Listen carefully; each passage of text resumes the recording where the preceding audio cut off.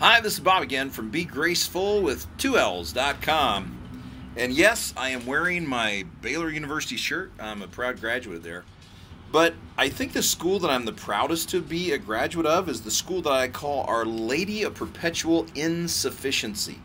I grew up with Our Lady of Perpetual Insufficiency as I grew up religious and in the church.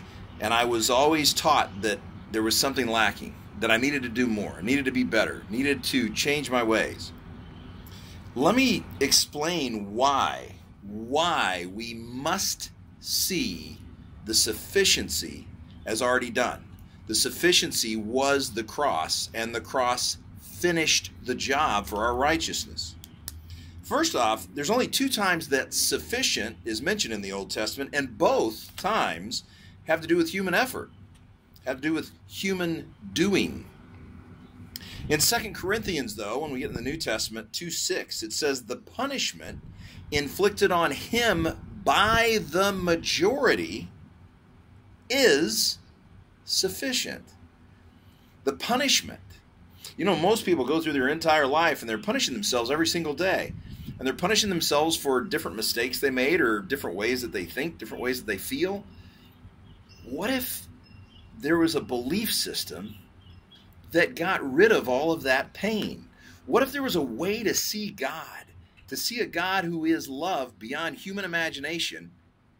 What if there was a way to see that so that you would be sufficiently cured and sufficiently forgiven of everything, past, present, and future, from what he already did on the cross?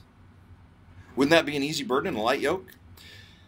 Another passage, of course, is the famous passage in 2 Corinthians 12:9, where it says, my grace is sufficient. Thank God for that. Again, I'm not talking about a religion here.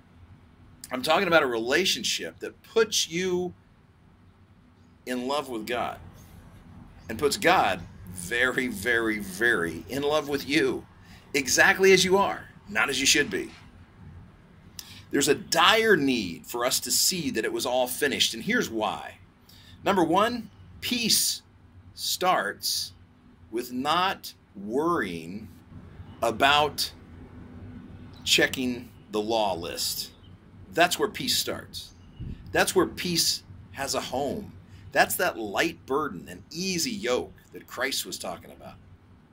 Another reason that we need to understand this is that there's a dire need to see that it was all finished, quote unquote finished, in the words of Christ, is that hope that does not disappoint, this is the home of that hope.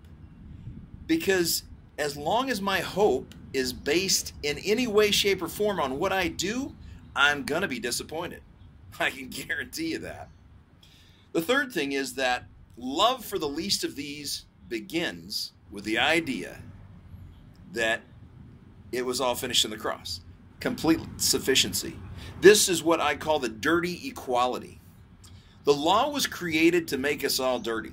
That's the law's job. It was added so that transgressions might increase, the scripture tells us.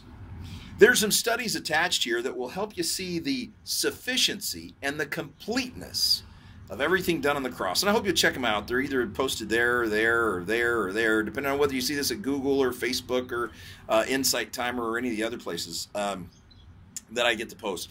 But I hope you'll take a look at them. I hope you'll just take time to read them and to see that sufficient nature. Because I'm telling you, peace, hope, love, they all lie on the other side of this simple understanding.